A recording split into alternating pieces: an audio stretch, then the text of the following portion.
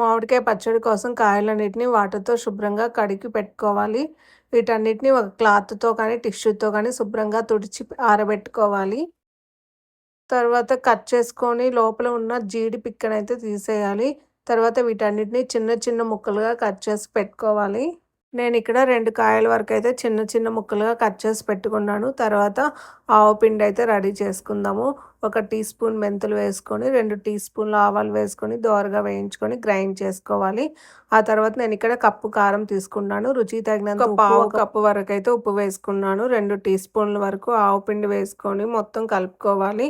తర్వాత కొంచెం ఆయిల్ అయితే వేసుకోవాలి 1 కప్పు వరకు. తర్వాత 8-9 వరకు గార్లిక్ అయితే లైట్‌గా క్రష్ చేసుకొని కలుపుకోవాలి పచ్చడిలో. మంచిగా మిక్స్ అయ్యాక 1 డే వరకైతే ఊరబెట్టుకోవాలి. నెక్స్ట్ అయితే టేస్ట్ చాలా బావుంటుంది. పప్పులో తిన్నా కానీ, వట్టి అన్నంలో తిన్నా కానీ టేస్ట్ అయితే చాలా బావుంటుంది.